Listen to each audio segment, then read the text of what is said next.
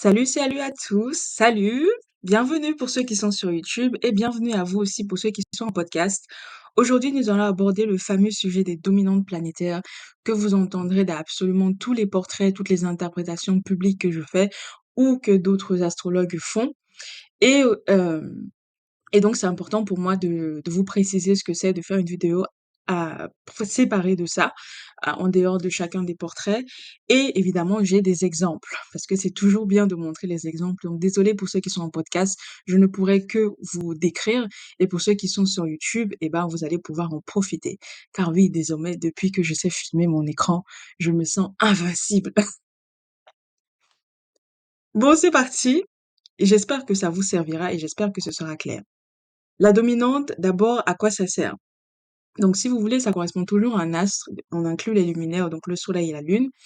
Et en fait, c'est l'astre dont les mouvements, dont la nature, donc bénéfique ou maléfique, etc., et dont les actions, donc selon le signe dans lequel elle se trouve, et les aspects évidemment, influencent le plus la personne. Donc pour résumer, c'est l'astre le plus important de votre thème. En général, il y en a trois.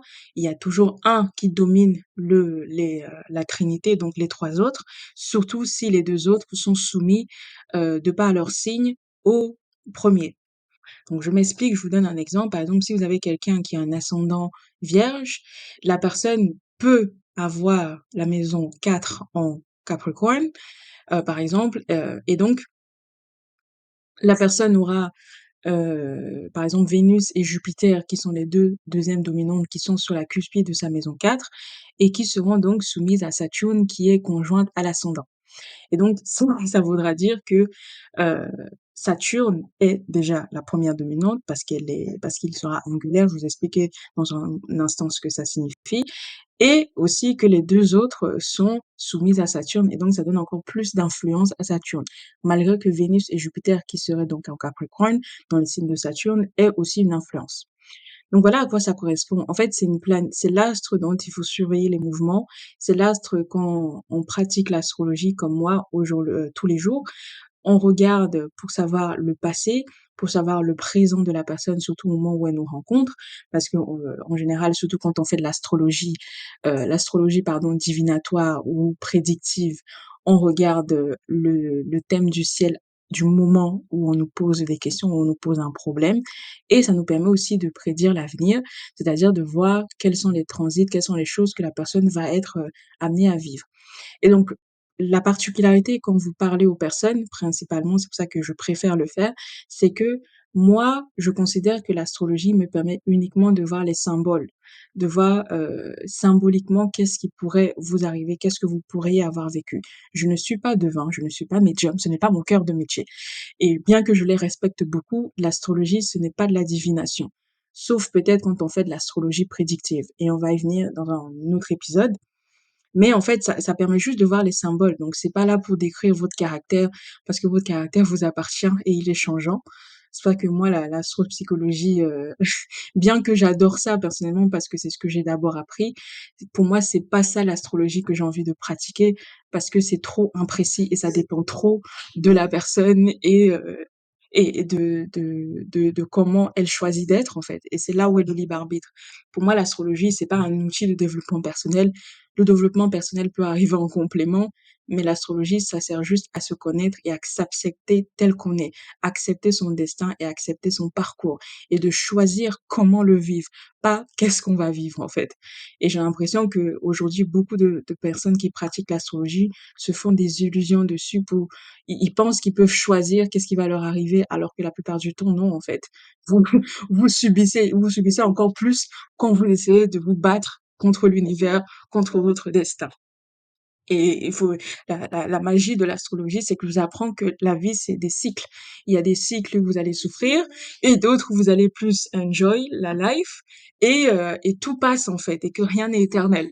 Donc ça ne sert à rien de se battre contre l'univers.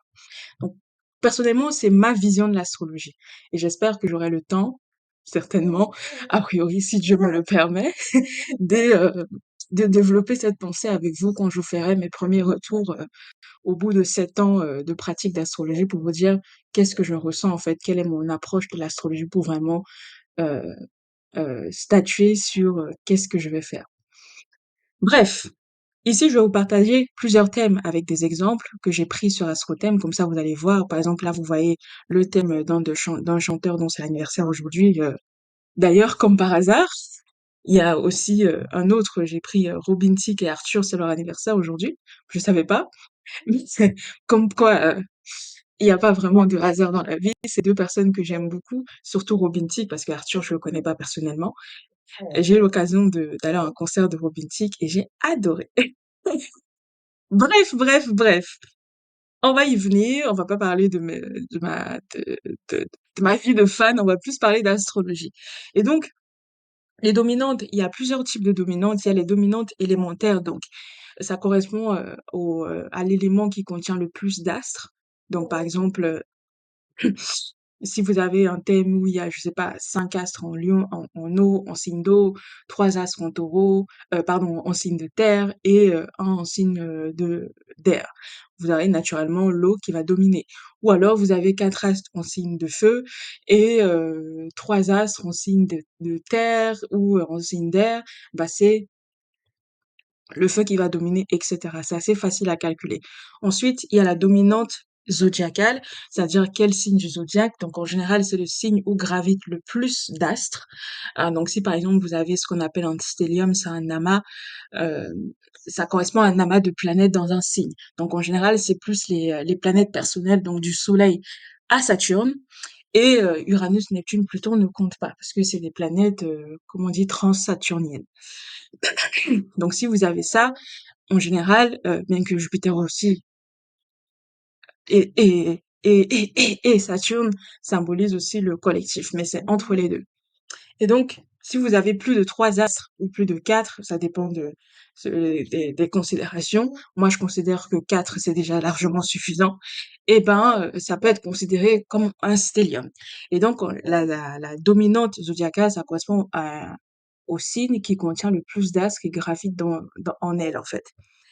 Et ça aussi, c'est facile à calculer. Bien évidemment, on prend aussi en compte le signe solaire, donc soleil en poisson, soleil en lion, etc. Tous les signes. Et aussi le signe de l'ascendant. Donc, on va compter à la fois tous les astres, dans tous les astres, et on va aussi compter le signe de l'ascendant, et ça va nous permettre de trancher. Voilà. Et ici, ce qui m'a intéressé, ce sont les dominantes planétaires.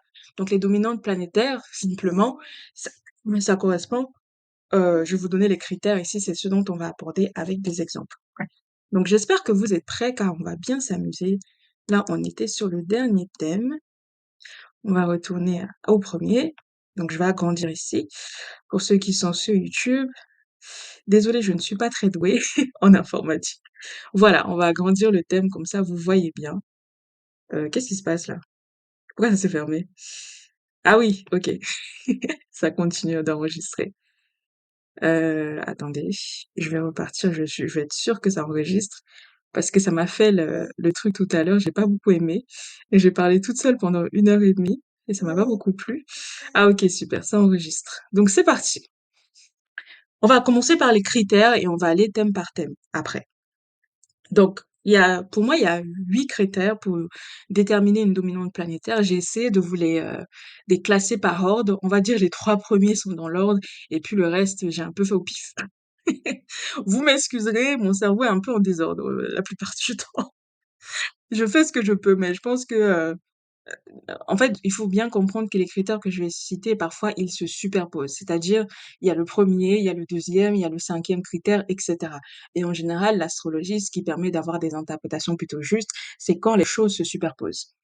Donc voilà. Mais en général, voilà, normalement, vous avez au moins 2 ou 3 des critères qui permettent de déterminer la dominante dans un thème. Donc vous inquiétez pas, c'est pas très grave si après les 3 critères, ce n'est pas dans l'ordre. En général, vous y arriverez.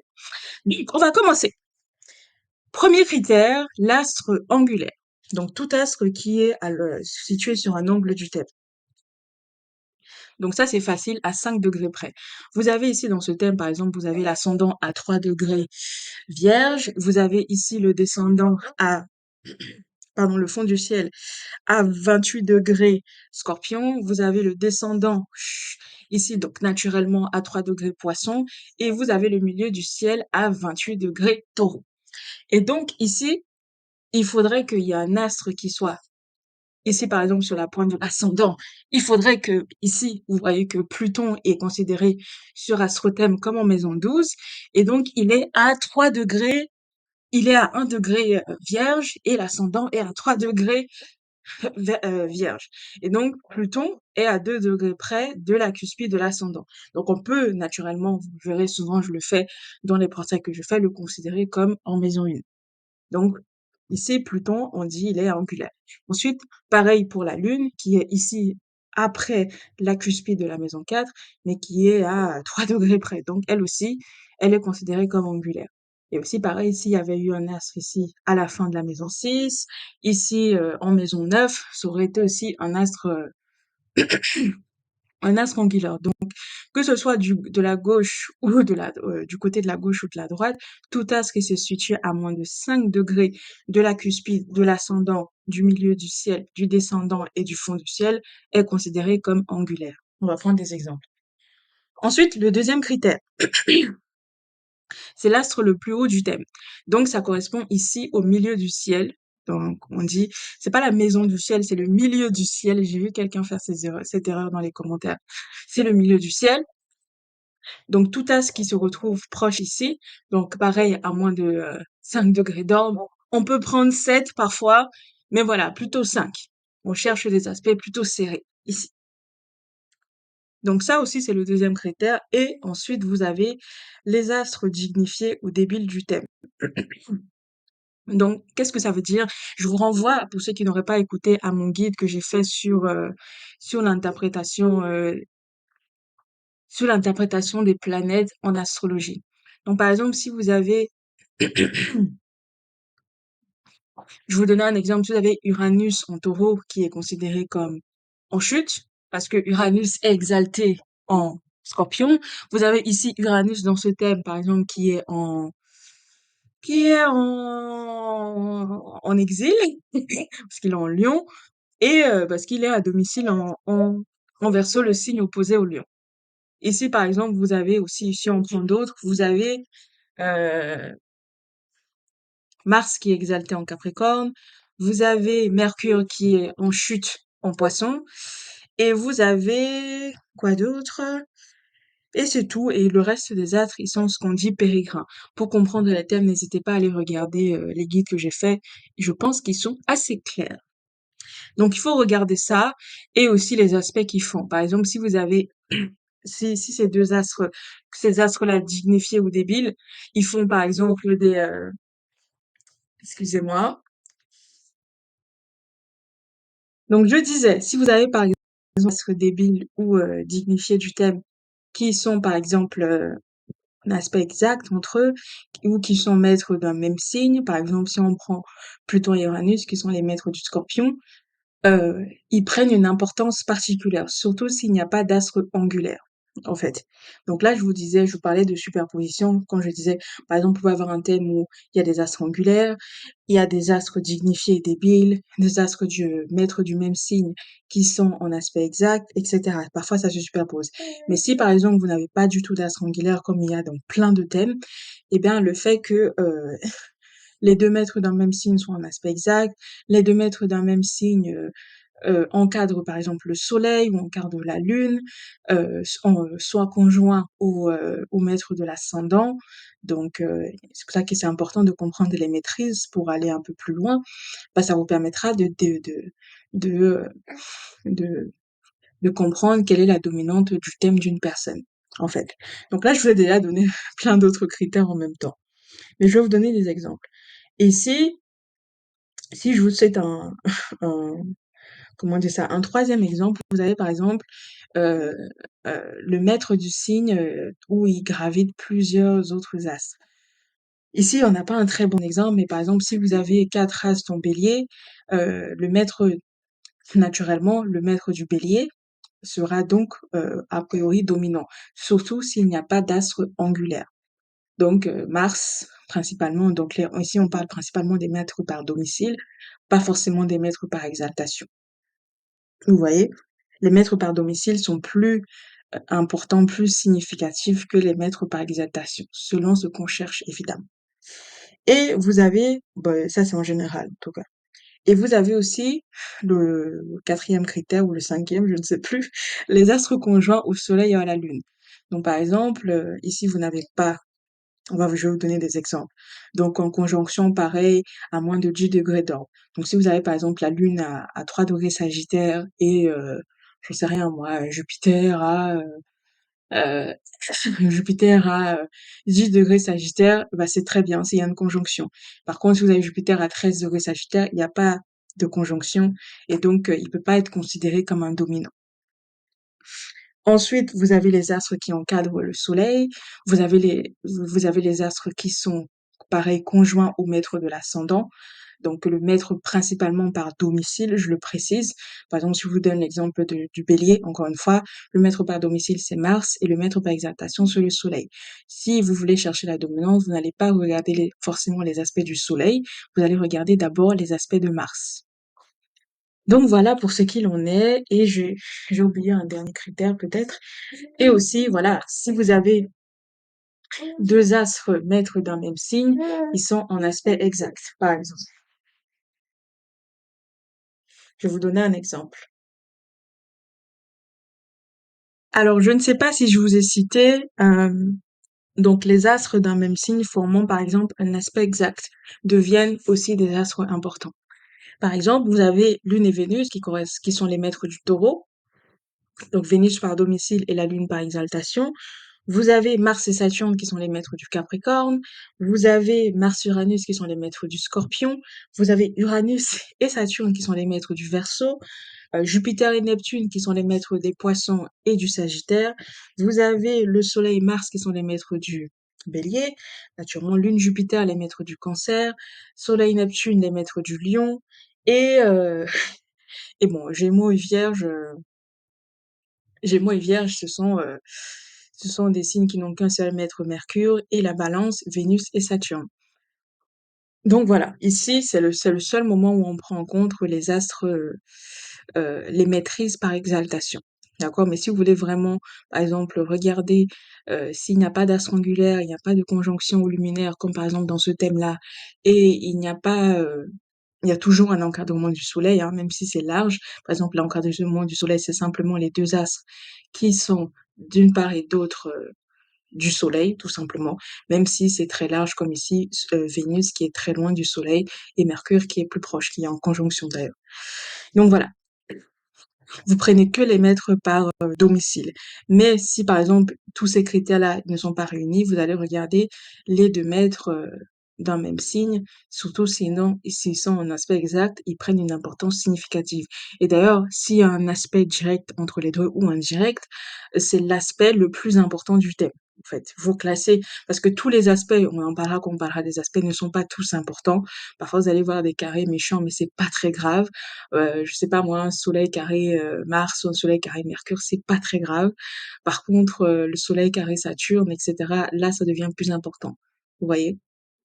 Donc voilà pour ce qu'il en est. Maintenant, on va passer aux exemples, hein, tout simplement. Et je vais y aller. Donc Sharon Stone, que vous voyez ici, donc c'est son thème. On va l'agrandir. Je vais faire ça. Je pense que c'est comme ça qu'on fait. Ah on va mettre en fond d'écran. Super. Donc le thème de Sharon Stone, naturellement, Pluton est angulaire ici, là, il est à 2 degrés près de l'ascendant. Vous avez la Lune aussi qui est angulaire sur la qui suit de la maison 4. Et comme il y en a trois en général, vous allez regarder le troisième qui serait Mercure, car il est conjoint au Soleil. Donc le Soleil ici, là, à 20 degrés Poisson. Je sais pas si j'ai déjà précisé, mais quand vous avez par exemple un astre à 19,49, faut arrondir à 20 degrés. À plus de 0,30 degrés, donc par exemple 12,33, faut considérer que c'est 13. Par contre, si vous avez 11,27, faut considérer que c'est 11 degrés, etc. Donc là, comme vous voyez des choses comme ça, 8 degrés, ça c'est 8, 0,37, ça c'est 1, 3,17 par contre c'est 3, etc. 0,49, considérez que c'est 1 degré, hein. Prenez pas la tête. Donc voilà, ici nous avons donc Pluton, la Lune et Mercure qui sont les dominantes de Sharon Stone. Donc le plus important, c'est de déterminer la première dominante en général. Et les deux autres aussi, ça peut être intéressant. Parfois, il y en a quatre, parce qu'il y en a il y a deux qui se chevauchent, surtout s'il y a des conjonctions. Mais, mais partez toujours du principe que c'est la première qui sera la plus importante. Ici, on va regarder le thème de... Qui c'est? Jésus. Jésus-Christ, en plus, c'est le jour de Dieu. Donc, Jésus, c'est un thème fictif, hein, évidemment. Je pense que personne ne peut avoir la prétention de connaître la date de naissance de Jésus, qui est d'ailleurs une super célébrité, hein, pour le coup. C'est le plus célèbre de tous les personnages que j'ai choisis. Bon, vous avez ici donc le deuxième critère qui est réuni. Vous avez l'astre le plus haut du thème, on dit aussi culminant, ou l'astre qui est au zénith du thème. Donc ici, c'est Mercure. Neptune.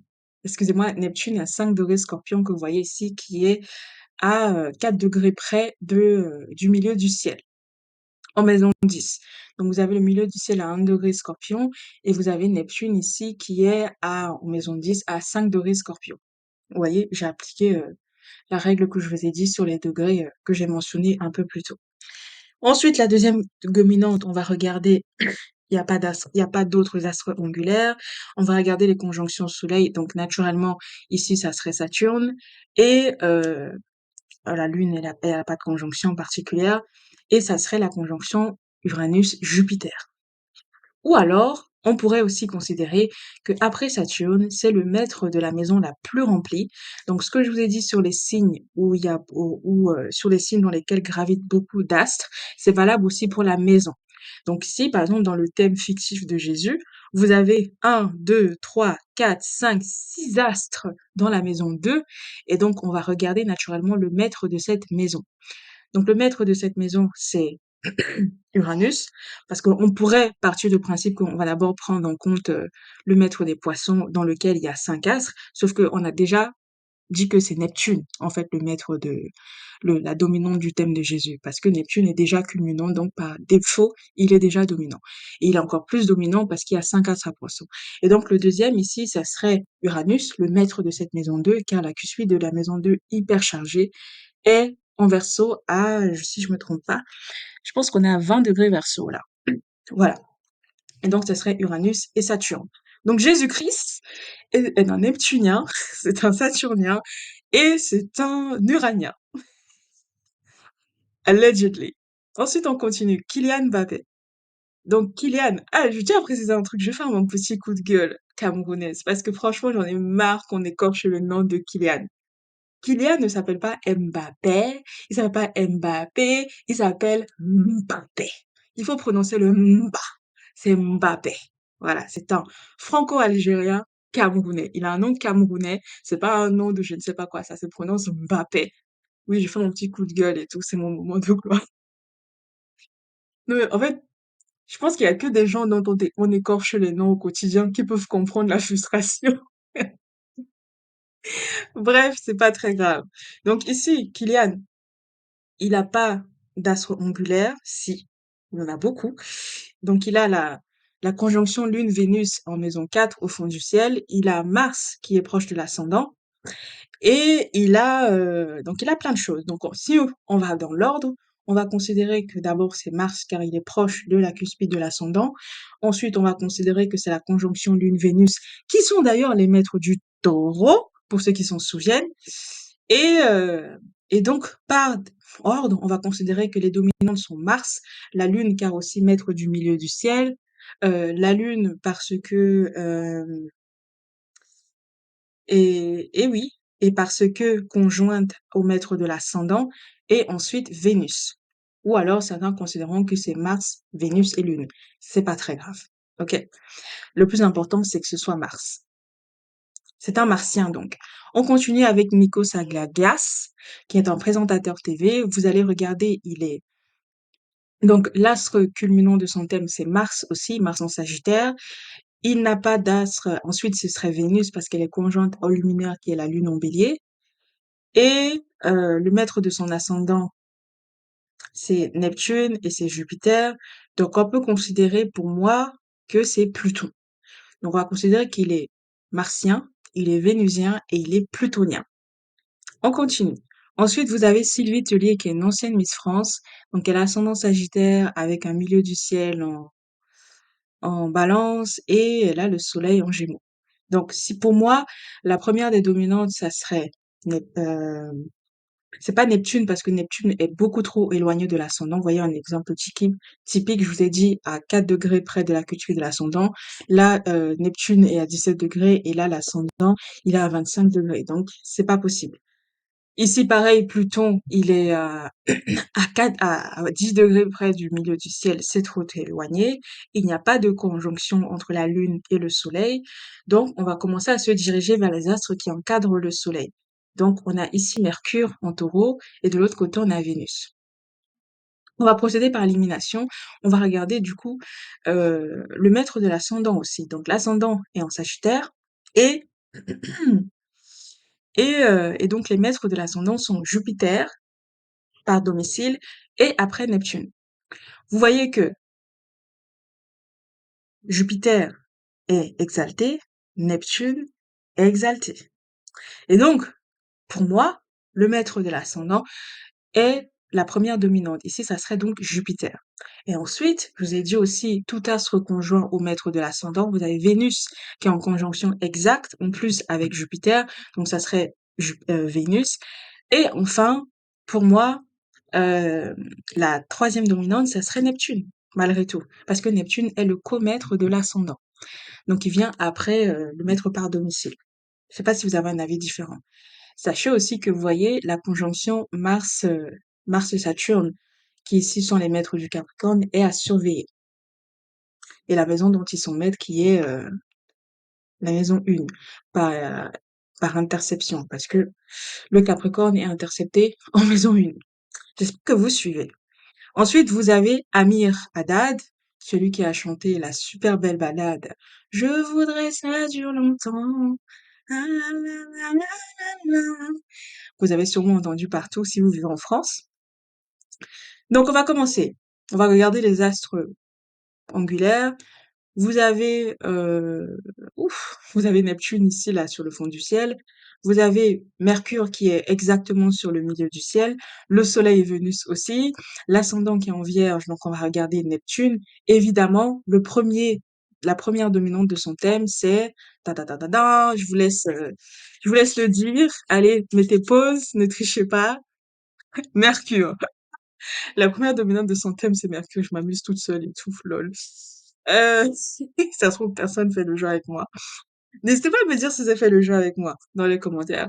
Donc, Mercure, qui est la première dominante de son thème. Et de l'autre côté, vous avez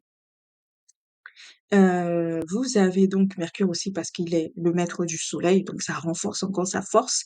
C'est vraiment un astre à suivre de près pour lui, bien que Mercure soit un astre extrêmement rapide. Donc, voilà, ah, ça peut être intéressant quand même. Ensuite, par ordre, vous avez Vénus, car elle est conjointe à un luminaire, et ensuite le Soleil, pour moi.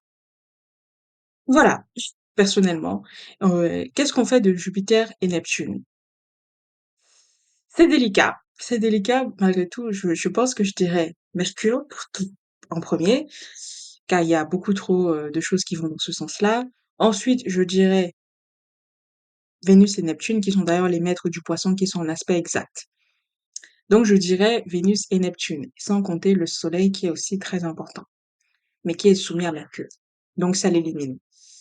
Donc, oui, Mercure, Vénus et Neptune. Ensuite, Fanny Ardant, qui est une actrice. Vous avez Mercure qui est culminant, donc Mercure est la première dominante. Vous n'avez pas de conjonction du côté de la Lune, par contre, vous avez une conjonction du côté du Soleil. Donc, Soleil-Mars, qui sont d'ailleurs les maîtres du Bélier. Donc, la maison 11 est super importante pour elle. Et donc, je considérais que c'est Mercure, c'est Mars et c'est le Soleil. Pourquoi Mars plus que le Soleil? Parce que le Soleil est dans le signe martien. Donc, comme je vous ai dit, l'influence, c'est par degré. Le maître par domicile est plus important que le maître par exaltation. Donc, c'est pour ça que c'est d'abord Mars, après le Soleil, qui est dominant. Ensuite, on continue avec Absatoussi, qui est une entrepreneure et une présentatrice télé. Elle a l'ascendant en Verseau, ta ta ta ta. Elle n'a pas d'astre culminant.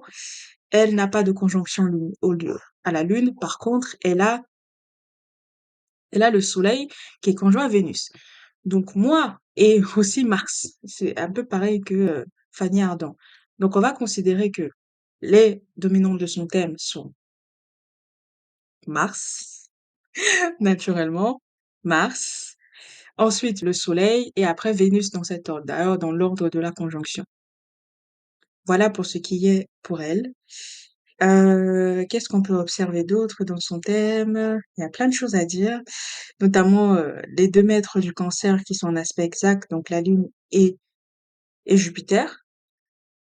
Donc l'amour, les enfants, etc., c'est très important pour cette jeune femme. Et peut-être qu'on aura l'occasion d'en reparler.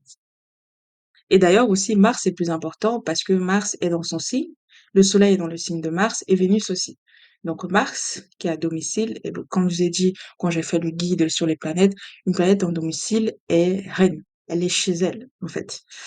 Et donc elle est beaucoup plus, elle agit beaucoup plus naturellement et beaucoup plus efficacement que en exaltation même ou en exil et en chute, encore moins en chute.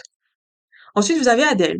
Adèle qui a la merveilleuse Adèle avec sa superbe voix. Vous avez Saturne qui est du coup du côté du descendant. Il y a la bagarre là. Vous avez Uranus qui est là aussi. Vous avez Neptune qui est là aussi. Vous avez Mars qui est en train de se battre là pour atteindre la, le milieu du ciel. Vous avez Vénus qui est pas loin ici là en maison 12. Bon. Et vous avez le Soleil qui est en conjonction avec Jupiter. Donc pour vous, qu'est-ce que ça serait? Moi, personnellement, je considérerais que c'est d'abord Jupiter, car c'est le comètre de l'ascendant avec la Lune, donc, et aussi parce qu'il est conjoint à un luminaire. Donc Jupiter, ensuite vous aurez la Lune, parce que maître de l'ascendant, et aussi proche de la cuspide de la maison 7. Euh, non, ce serait Jupiter certainement, ce serait Saturne, pour le coup, parce qu'elle a, oui, Saturne. Et Neptune. Franchement, j'ai du mal avec les deux autres, hein, parce qu'il y a une conjonction entre Saturne et Uranus, là, les maîtres du Verseau. Je dirais Jupiter, Saturne et Uranus, pour elle, en vrai. Je sais pas ce que vous en pensez, dites-moi. Ensuite, Patrick Fiori, qui a euh, un astre culminant, donc Vénus en Vierge, la Lune qui est en maison 3, Neptune qui est à l'ascendant, donc Neptune, l'ascendant à 22 degrés Scorpion et Neptune à 26 degrés Scorpion. Donc vous avez ici le Soleil qui est encadré par les maîtres du Scorpion. Il y a beaucoup de choses qui se passent. Donc pour moi, ça serait ça serait Vénus, naturellement, car elle est l'astre le plus haut du thème. Ça serait ensuite Uranus, car il est maître de la Lune, donc il prend encore plus de force et il est conjoint au Soleil. Et ça serait Neptune en dernier, sincèrement. Je sais pas ce que vous en pensez. Ensuite, Arthur, qui est donc notre présentateur vedette. Euh, donc Arthur, il a le Soleil conjoint à Saturne, il a Jupiter qui est proche de la cuspide de la maison 4, il n'a pas d'astre culminant, Neptune est trop loin, il a la conjonction Pluton-Uranus, les maîtres du Scorpion, donc la maison 9 est très importante pour lui, et aussi la maison 8, car le Scorpion intercepté vachement en maison 8. Bon, pour moi, par ordre, les maîtres des poissons, d'abord, parce que les maîtres de l'ascendant, vous avez Jupiter et Neptune qui sont en aspect exact, je sais pas si vous voyez là, 22 degrés, d'ailleurs au même degré, c'est super, hein. Donc les maîtres des poissons sont très importants, la maison 1 est super essentielle pour lui. Vous avez aussi parce que il y a beaucoup d'astres dans les poissons, si je me trompe pas, hein. Il y a deux astres dans les poissons, pardon, Saturne, Mars qui a 1 degré bélier. Euh, donc pour moi, ça serait Jupiter, car le maître de l'ascendant est sur la cuspide de la maison 4. Ça serait Saturne, car conjonction exacte avec le Soleil. Et enfin, ça serait, eh ben, je dirais la conjonction Pluton-Uranus, en fait. Non, c'est trop loin. Je dirais, je dirais Neptune. Ah ouais, je dirais Neptune. Donc Jupiter, Neptune, et parce que les maîtres des poissons, et Saturne. Voilà. Donc Jupiter en premier lieu, ensuite Saturne et Neptune. On va continuer avec Johnny Depp. Donc Johnny Depp qui n'a pas d'astre culminant, il n'a pas d'astre angulaire, il a une conjonction Mars-Vénus, pardon, Mercure-Vénus, il a une conjonction Uranus-Mars et Pluton, comme un peu Vincent Cassel, hein. Mmh. Et donc je dirais pour Johnny Depp, je sais pas si vous avez repéré une dominante tout de suite. Le maître de l'ascendant, c'est le soleil, il est tout seul. La lune est en exil en Capricorne.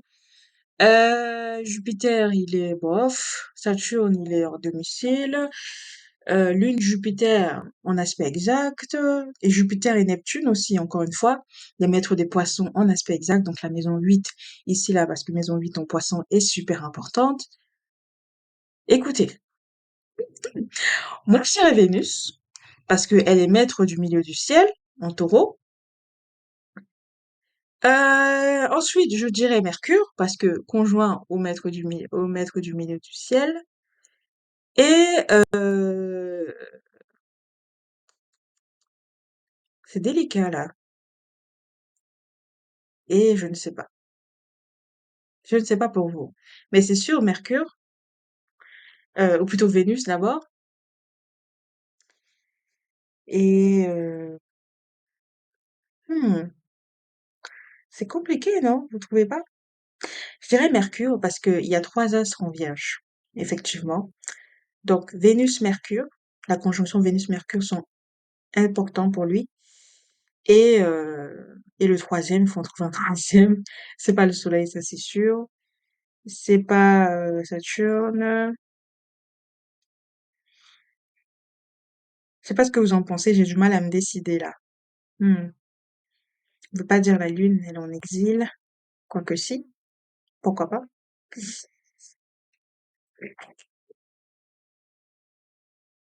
La Lune, la Lune, la Lune. Hmm. Je dirais, j'ai du mal à me décider. Je sais pas pour vous. On a, qu'est-ce qui est à 3 degrés? Hmm. Je dirais Mars. Mars parce qu'il est au même degré que le milieu du ciel. Et a priori, son thème est exact parce qu'il est né en France.